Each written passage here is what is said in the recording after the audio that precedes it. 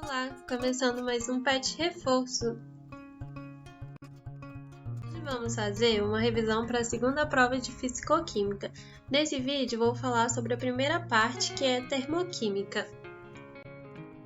A gente tem que ela nada mais é do que o estudo da troca de calor entre o sistema e a vizinhança. Bom, a entalpia ela é uma forma de energia de uma reação. Ela nos permite calcular o calor envolvido no sistema. Ela é dada por ΔU mais PV e também por H final menos H inicial. E quando a gente tem uma reação, é a entalpia dos reagentes menos a entalpia dos produtos. E existem dois processos, o exotérmico, que o ΔH ele é negativo, isso significa que o sistema está liberando calor. Então, esse é um gráfico que ilustra esse tipo de processo. A gente observa que o H inicial ele é maior do que o H final, e pela fórmula do ΔH, isso vai nos resultar um ΔH negativo. E o processo endotérmico, e o ΔH ele é positivo, isso significa que o sistema está absorvendo calor. E esse é um gráfico desse tipo de processo, e o H final ele é maior do que o H inicial. Então, pela fórmula vai nos dar um ΔH positivo. Ainda sobre a entalpia, a gente tem que a maioria dos processos ocorrem a pressão constante. E o que isso significa? Que o ΔH ele é igual ao calor, igual a gente viu lá em termodinâmica. E o calor à pressão constante ele é dado por CP∆T. Então, o ΔH vai ser CP∆T para a pressão constante. E aí, resumindo aquilo que eu falei anteriormente, um processo exotérmico, o sistema ele perde calor. Então, o calor ele é negativo, o ΔH ele é negativo, e para esse tipo de processo a temperatura aumenta. E para o processo endotérmico, o sistema ele ganha calor. Então, o calor ele é positivo, o ΔH ele é positivo e a temperatura diminui. Bom, como eu falei anteriormente, a gente vai estar calculando o calor de uma reação. Então, quando é uma entalpia de fusão, a gente tem um reagente sólido formando um produto líquido. Quando é a entalpia de vaporização, a gente tem um líquido formando vapor, entalpia de condensação, um vapor formando líquido, e entalpia de solidificação, um líquido formando um sólido. A entalpia de vaporização é a entalpia do vapor menos a entalpia do líquido. A entalpia de fusão é a entalpia do líquido menos a entalpia do sólido. E a entalpia de sublimação é a entalpia de fusão menos a entalpia de vaporização. A gente tem ainda outras formas de entalpia. A entalpia padrão de formação é a entalpia de um composto a partir de seus respectivos elementos no estado de referência. A entalpia padrão de reação é o que a gente já comentou anteriormente. A diferença entre as entalpias dos produtos e dos reagentes em estado padrão e em uma dada temperatura. É o H dos reagentes menos o H dos produtos. Temos também a entalpia padrão de combustão, que é a diferença entre as entalpias dos produtos e dos reagentes em estado padrão em uma dada temperatura. A entalpia padrão de neutralização é a entalpia de uma reação de neutralização envolvendo um ácido básico. Bom, uma lei muito importante para a termoquímica é a lei de Hess. Ela nos permite calcular a variação da entalpia de uma reação a partir de suas etapas. O que significa isso?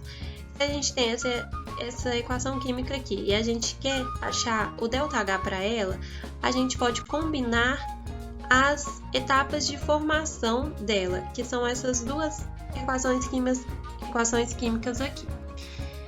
E aí a gente tem que observar cada composto presente nas equações nas etapas de formação que não estão presentes na equação que a gente quer. Isso é, o H2 gasoso e o O2 gasoso. E aí, como os dois estão presentes nas duas equações químicas, a gente vai poder cortá-los.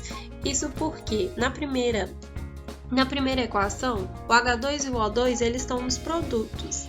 E na segunda equação, eles estão nos reagentes. E quando isso ocorre, a gente pode cortar eles, porque são os mesmos produtos com as mesmas quantidades. Então, a gente corta o H2 gasoso com o H2 gasoso de baixo e o O2 com o O2. E aí, agora, observe que sobra o H2O líquido e o H2O vapor, que é justamente o que tem na nossa reação que a gente está buscando. Então, a gente soma essas duas equações. Aí, vai nos dar justamente a que a gente está buscando. E aí, a gente soma também os ΔH dessas reações, que vai nos dar 44. Então, mas essas combinações, elas têm algumas regras. Por exemplo, se a gente precisasse inverter uma equação, a gente ia ter que inverter o sinal do ΔH. E se a gente precisasse multiplicar, por exemplo, uma equação por 2, a gente ia ter que multiplicar o ΔH por 2 também. Então, tudo que a gente faz numa equação, a gente faz também para o ΔH. Não pode esquecer disso, porque senão acaba errando a questão. Resumindo tudo aquilo que eu falei anteriormente, quais são os processos que a gente deve seguir? A gente tem que combinar as etapas de formação para encontrar a equação desejada. E aí, temos que observar quais compostos não estão presentes na equação desejada a partir das equações de formação. Se um composto está na equação de formação e não está na equação desejada, a gente tem que cortar esse composto com uma outra equação. E a gente só pode cortar esses compostos se eles forem os mesmos e se eles estiverem no mesmo estado físico. E ainda, a gente não pode cortar se eles estiverem do mesmo lado de uma equação. Só pode cortar se em uma equação ele estiver no reagente e na outra equação ele estiver no produto. Ainda, se a gente multiplica a equação, a gente tem que multiplicar a entalpia pelo mesmo valor que a gente está multiplicando a equação, assim como se a gente dividir essa equação. E se for necessário, inverter a equação, a gente tem que inverter o sinal da entalpia. Vou fazer um exemplo para aplicar essa lei de Hess, a questão 10 do terceiro estudo dirigido. Ela fala que os calores padrões de combustão do etileno, do etano e do butano valem respectivamente, e dá os valores. O calor padrão de hidrogenação do etileno a etano é igual a menos 137. Determinar o calor da seguinte reação. Então, nessa questão, a gente vai ter que escrever as equações para cada combustão e combinar elas para chegar nessa equação aqui que a gente está buscando. E aí, eu escrevi aqui as equações de cada combustão. E os compostos que aparecer nessas equações de combustão que estiverem na equação que a gente está buscando, a gente não pode cortar. Quais são esses compostos? Esse C4H10, o H2, o C2H4 e tem outro C2H4. Repare que somente o C4H10 está na posição certa, porque lá na equação que a gente quer, ele está nos reagentes. Então, ele tem que ser mantido nos reagentes. E os demais, eles também estão nos reagentes nessas equações de combustão aqui. Mas eles têm que estar nos produtos. Então, a gente vai ter que inverter essas equações de forma que esses compostos estejam nos produtos. Além disso, a gente vai ter que precisar a gente vai precisar inverter essas equações porque a gente tem que sumir com todos esses outros compostos que não nos interessam. E aí a gente vai somar essas equações para sumir com esses compostos.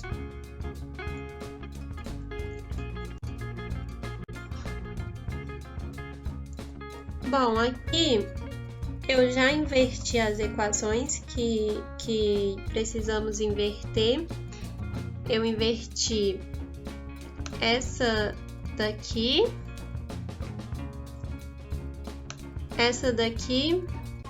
e essa daqui, com base naquelas anteriores, né? Que elas já estão invertidas. E aí, como eu inverti as equações, eu tenho que lembrar que inverte a equação, inverte o sinal também do ΔH. Então, aqui eu inverti o sinal do ΔH, aqui também e aqui também. Aqui também. E na de cima eu mantive porque eu não inverti ela. E aí, vamos marcar de novo quais são os compostos que a gente não pode mexer. Aqui o H2 e outro C2H4. Repare que, como eu já inverti, o C2H4 aqui e o H2, eles estão nos produtos, que é o que nos interessa pela reação que a gente está buscando. E aí, os demais a gente vai agora cortar eles. Como a gente vai fazer isso? Vamos começar pelo CO2 aqui, ó. Eu tenho 2 CO2 aqui, tenho 2 CO2 aqui e tenho 4 CO2 aqui. Então, se eu somar esses 2 CO2 que estão nos reagentes, eu posso cortar com esses 4 CO2 que estão nos produtos, porque é o mesmo composto, tá no estado gasoso, um está no reagente e outro está no produto. Então, eu posso cortar. Agora, vamos olhar a água líquida aqui, ó. 2H2O aqui, eu tenho 3H2O aqui e tenho 5H2O. Se eu somo 2H2O com 3, eu chego no 5 que tá lá nos produtos, então eu posso cortar. Posso cortar aqui. E agora vamos olhar o O2. Eu tenho 3O2 aqui, tenho 7 sobre 2O2 aqui e tenho 13 sobre 2O2 aqui. Se eu somar 3 com 7 sobre 2, dá justamente o 13 sobre 2. Então, eu posso cortar aqui. Aqui. Agora, falta só o C2H6. Para esse é mais simples, porque aqui eu tenho C2H6 e aqui eu tenho C2H6. E só tem esses. E aí aqui, esse está no reagente e esse está no produto. Então, eu posso cortar também, né? E aí, beleza, cortei tudo que não interessa, sobrou só aqueles compostos que tá lá na equação que a gente deseja, que é essa aqui.